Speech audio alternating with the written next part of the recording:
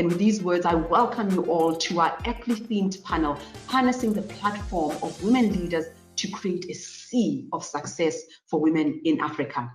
It is such a joy to welcome this afternoon, as we start our panel discussion, Dr. Agnes Kalibata, who's an agricultural scientist and policymaker, and also the president of the Alliance for a Green Revolution in Africa. And Dr. Agnes, I don't know how much time you spend on social media, but everybody's on social media congratulating you on your achievements. So thank you very much for joining our panel this afternoon. Dr. Kalibata, as UN Special Envoy, I mean, are you seeing progress in real terms? And what can you tell us about the impact? It's one thing to say that we've got women in these leadership positions, that leadership position, specifically to agriculture and policy making, financial inclusion. What has been the impact of greater women participation and leadership in these regional and international organizations? Here in AGRA, we just did a very quick assessment, and we found that of the women SMEs that we looked at, 50% had already lost half their income, their revenues, just by the second quarter of COVID. We are not even second quarter of last year. We are not even talking about now. 28% were closed temporarily, and hopefully they were hoping by then that they were closed temporarily, and 15% were already closed permanently. So in terms of the impact that this thing gets to have on businesses, but specifically on women in particular, is critical. But also let's think about the number of jobs that got lost along the way because women had to leave jobs to be able to look after children, to be able to attend to so many things. So really heavily and significantly impacted women. Now, in terms of what women can do, of course, recognizing fully well that a lot of these women were taking care of families and were a significant part of ensuring that these families are fed. If you look at it from a leadership perspective, you have a number of women. I mean, when last week when I asked Her Excellency the Commissioner what her priority number one was going to be, as she takes office in this in her second term, she said her priority number one was going to be women, addressing the gender inequity that exists. Again, recognizing that inequality in our society, and you started with that point, Redi, has been so highlighted, but the amount of inequality that comes to women is just unbelievable. I mean, gender-based violence has increased by 48%, right? During this COVID time. So it's, for me, it's no wonder then that the Commissioner Sacko makes it her priority number one. I mean, then many of us then have also been working in different areas. Myself on the side of the food system summit, really just drumming down the whole idea of the African farmer is suffering from something he doesn't know how it happened, something called climate change, and how this climate change is taking away everything we've ever worked for. I mean, I've been in the sector for over 30 years now, and I know I enjoyed the benefits. I mean, the growth that you see in a sector and the smiles on people's faces when the sector does well, when you've done the investments that you need to do as a country. But seeing all that go away because farmers are reeling from one climate event to another, that they don't understand where it's coming from. It's really heartbreaking sometimes when you know that all the capital base is being eroded and there's nothing you can do about it, right? So it's highlighting and raising our voices to some of these things. And I guess, I mean, I've seen a lot of people have spoken up on these areas and these things, but definitely, as women, we've done our bit as well. I remember when this whole thing started, I called Commissioner and I told her my biggest worry was that of the countries I had looked at, none of them had any strategic reserves. And I looked at that because I know that, unfortunately, we've gotten so comfortable as countries, we actually don't have strategic reserves. And I'm like, yes, we didn't plan for COVID, but this is where we are at, and we have to have them start starving and many of those things. So I mean, where we had where we definitely stood and raised our voices, where we felt it was going to be necessary to raise our voices. As we go into the Food System Summit, doubling down on that voice, as the Commissioner says, she's prioritizing women. As I was telling you, I'm prioritizing climate specifically because the African continent is reeling from climate change and we can't afford it. And so we have these opportunities to highlight these issues, and we should. The one area that really, really concerns me is access to technology and mechanization. The world is modernizing at an alarming pace. I can use a personal example of homeschooling, home learning. I've been able, through technology, to teach my 7-year-old daughter and my 4-year-old daughter, but I know that the majority of children, as we went into hard lockdown, they missed out on education. And I can imagine that for women, smallholder farmers, for African farmers in general, lack of access to technology and the rapid changes in which the sector is moving. How can we best support them? And perhaps some thoughts, Your Excellency, on the role of the private sector here, because it can't just be government and institutions such as the AU, the UN, and all of them, but the private sector has a role to play here, right? Your comments. And the new normal today is digitalization and access to technology. So this is a very important area where we need to really make sure that women have access to this technology. If we are talking about our low productivity, our low yield, the yield in Africa is very low, and the population is going to increase. Now we have a market, we have a potential of 1.3 billion people on the continent. We still have at least, out of 256 million African undernourished, 20% of them are from Africa. They are suffering from chronic undernutrition, and 239 million of this cluster come from the sub-Saharan Africa. How do you address all these challenges? Is by giving the woman, a modern way of doing agriculture. So mechanization, and we don't want just mechanization for tractors. We want along the value chain, so that women can be an agent and not, just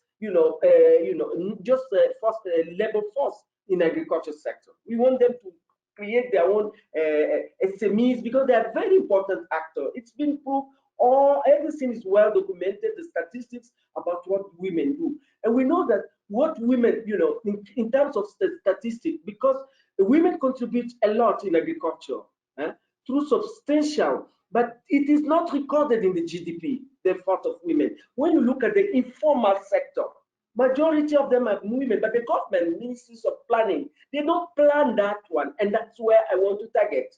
And my cooperation with UNECA should be in that field, because UNECA is there to do studies, to give us studies, to give us analytic, studies, so that to guide us, to inform us, so that we can inform and try to inform and implement it. We have a strategy for mechanization. We did it with FAO. We elaborated a strategy. It's been approved by all the organs of African Union, the Executive Council, the head of state. Now, how are we going to implement it? That's the problem. That is why this campaign of confining the dodgery and bringing mechanization, it's really, that's when I told my sister, Kalibata, we cannot do everything in 4 years. You have to have a core, and my core is women. I know climate change is a challenge. I know food security, but if you have to really invest in human capital, and our human capital are women. They play a key role, and me as a woman, it would be a shame for me to leave this organization not doing anything for women. Access to land, access to mechanization, and access to finance, access to technology, and recently digitalization. Day before yesterday, I had with this private sector, on digitalization, and I exchanged with. I was a panelist with Huawei. This company, Huawei, and they are doing very nice. They are doing a lot of things on digitalization. So I told them to come and partner with us, so that we can have an MOU and start supporting my core. Women and the youth. Let us bring this technology and let them get access. And Huawei is a private sector, and they're willing to work with organizations like African Union, African Union, so that we work together and come out with a strategy, a proper strategy. We are working with, of course, with FAO, and we have our sister department, which is the Department of Infrastructure. We are working with my colleague, the Commissioner for Infrastructure, in order to bring technology.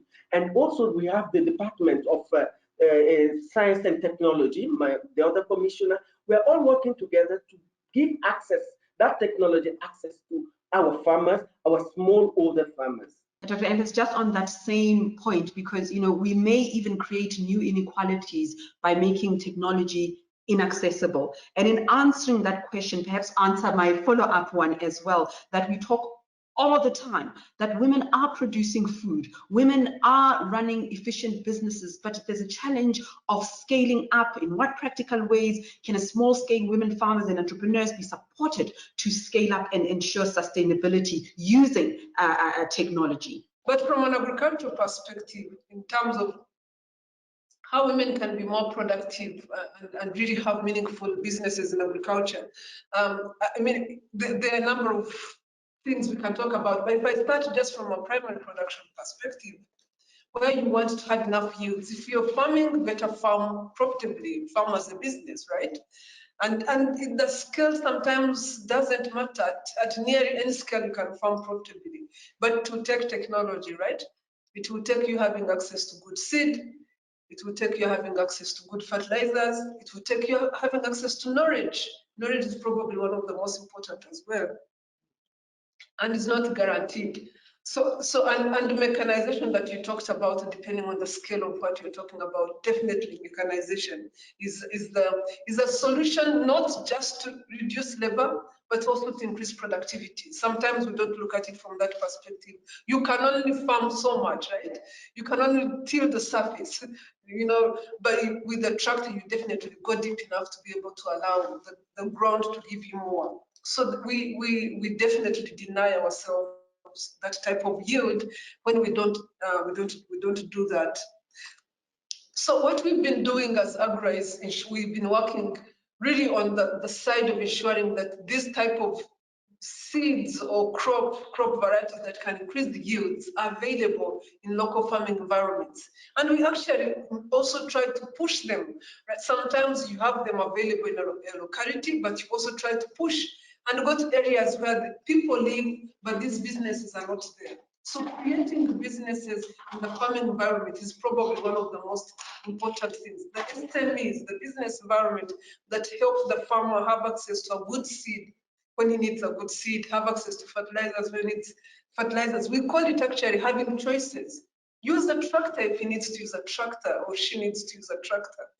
Our farmers basically are denied of those choices. So one of the things we do is to create, to build on the framework that the Commission is talking about, and then really try to work with the environment on the ground, help sometimes government or even sometimes private sector see that there are big problems in ABCD that make it impossible for those type of businesses to be in place. And sometimes, I mean, you might see seed and you think that, someone created this and it got to me in the shop. It's easy. But the journey to create a seed that is high yielding and have it in a shop is such a long journey. And the businesses in that journey are so quite a number. But also the policies to ensure that that happens are quite a number. So what we do as an institution, we try to understand all these things that might break along the way from the research to the farmer. What is it that might break and make it impossible for the farmer to access technologies that the way they should, so that they have the right yields? And it's really that information that we try to put together. It's that system that we try to build, and also ensure that the governments understand their place and the private sector understand their place, and then we create that business environment. In a nutshell, we try to ensure that at least within 5 kilometers, and this is coming from 60 kilometers when we started, within 5 kilometers, we have a business where you can buy your choice of seed. We have a business where you can buy the choice of fertilizers. And now we are also funding, and luckily agriculture is increasingly becoming young people. We are also funding businesses in mechanization, creating opportunities for young people to not own a tractor, but own the app, own the app that manages the tractor environment in his area. And we are beginning to see a number of business opportunities around there. Now, the catch is always around capital. Is always, first of all, the agriculture sector is constrained in capital itself. It's considered risky, non-investable, and all that, and only gets 5% of the capital that is out there. But women get even less because they are considered even more risky, collateral and all that. Again, the opportunity here in technology, especially with the digitization, you can actually create an opportunity. Women, by the way, are the most trustworthy, bankable people. If you look at some of the reports coming out, like the IFC report, World Bank report shows that women are most bankable. And because of that, you can basically create an online system that allows a woman to access a loan without necessarily being able to own land, just because she can get based on trust, she can pay and can get a loan. So there's opportunities for that. That does not in any way suggest that we don't double down our efforts on ensuring that women have access to land, just as men do. They have access to productive means, just as men do. But the opportunities are increasing really. For what we are doing now again in AGRA that I should mention, we have now the Value for Her platform that we are creating, we inherited from CTA. That is a beautiful platform of women agribusinesses, and we are growing it. We've actually already now just launched an instrument to support those women executives that are supporting these businesses so that they can survive the shocks that are coming from COVID and build resilience. And that platform would support about 2,000 women businesses, really recognizing the place and role they play in ensuring that the agricultural sector is working and vibrant. A lot of that is going to be around digital and technologies. Speaking about inspiring women, and this is my final theme that we're going to address before we wrap up. I want to go back to you, Your Excellency. I mean, you were recently re-elected as the AU Commissioner for Agriculture. What does it mean for you, in keeping in mind that women who are watching you today, you are a trailblazer for African women in agriculture in general? What does this moment and this position mean for you? I am delighted to be re-elected because this is a sign of confidence that our member country reposed on me, and meaning that my performance during my first tenure, my first 4 years, was really satisfactory to our member states. And as a woman, I think that this is a sector for women. I'm not the first woman commissioner, but since we established the African Union in 2002, all the commissioners are women, and I would be delighted to see my successor to be a woman again. I'm very passionate on what I do about women and youth because they are more vulnerable. And when you look at the youth, I'm a mother. You see your children going to school, and then when it comes, there's no job. There's no parents we like to see it. So we are at this level. We need to really, work hard. Advocates that those fringe of the community of our population, they need to be cared. And if you don't care for them, if we that are here, we ignore them, they don't have a voice to come and express their thing. That's why when we are having this forum, like this one, the International Women Day, we need to associate them. Let them come. I saw it when we went to Bobo-Dioulasso. They started throwing their handball and they saw the museum. The museum is there on the center of the city. Bobo-Dioulasso is the second city of Burkina Faso. So the women were taking their picture. It became like their own garden. They say, okay, so people can do it for us. They can recognize us, recognition of their achievement. It's very, very important. I think that is the way forward. We need to recognize them. We need to really make sure that laws that come in, the parliamentarians, they have to work with us to see that these women have access to all the documented land papers, everything. So that is what I am really passionate about, seeing that women will not suffer. If I was a medical doctor, I will look at women, pregnant women. That's another challenge, Many of them, mothers, they will die because of lack of assistance. So let us give these women that are producing food assistance so that at least we have a sustainable, a resilient and sustainable food system. Well, Your Excellency, I can tell you now, you don't have to convince anyone that you are passionate about the role of women. It just comes across in your body language, in the force and empathy and determination of your words. And to the young audience members, I hope you have been inspired by that.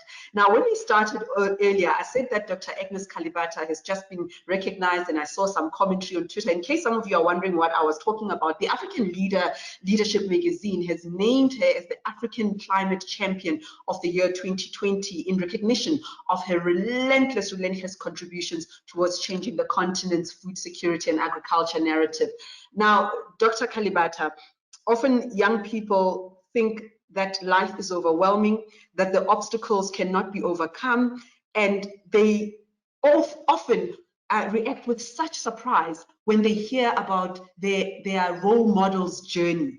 Here you are starting a life in a refugee camp, but you decided that this would not define you. This will not be an obstacle for you. You went to school, you worked hard, worked your way up.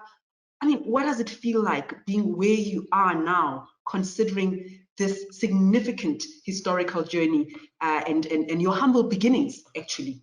So two things stand out for me. First of all, and I'm going to quote the former AU commissioner, where she said that, Zuma, where she said that half the population of the world is women, and these women are responsible for the other half of the population, right? As mothers and wives and all that. I had a dad who cared about, bringing up a child that would survive, a female child that would survive the world, and really manage. So for me, it's also how we as women bring up our young boys and ensure that we are building and calculating in values within them, values to appreciate women and understand that women have a place and role in the world. So I was given opportunity. I mean, there are many kids my age that didn't make it because their fathers preferred to send the boy child to school and all that.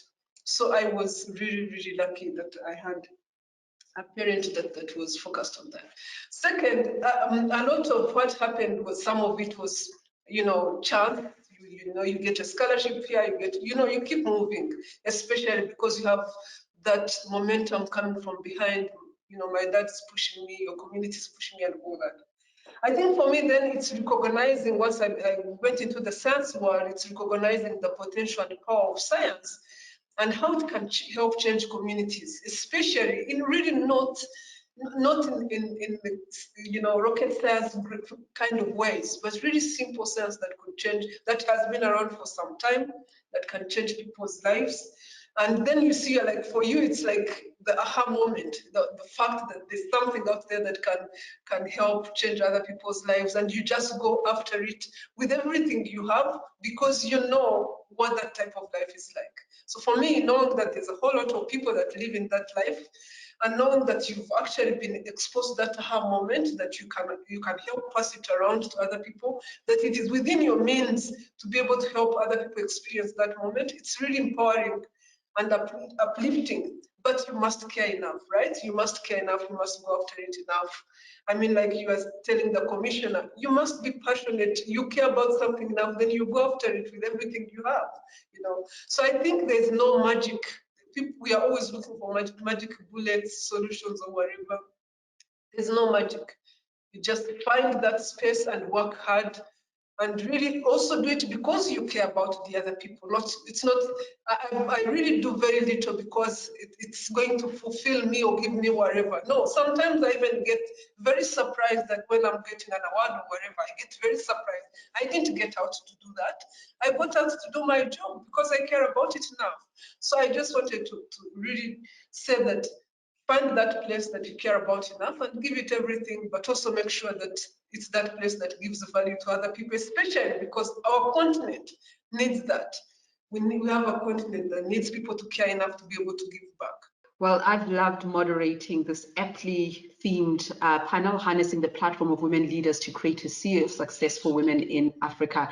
And I want to thank you both for inspiring us, for inspiring new challenges, new thoughts, renewing our commitment. But I think also importantly, beyond just talking about financial inclusion, policy making and equality, just reminding us that the problems that we face are not insurmountable. With the level of commitment, working together, cooperating, we can achieve these steps, big steps, I might add. You are both inspirational women, and I am really honored that AGRA chose me to moderate and facilitate this very, very special panel discussion. Your Excellency, Josefa Sacko, I am delighted to have met you, to really feed on your words because they were most inspiring and challenging too. And Dr. Agnes Kalibata, very inspirational and formidable voice. African women have a lot to be proud of with role models such as yours. Thank you very much, both of you, and thank you, AGRA. Happy International Women's Day, all of you.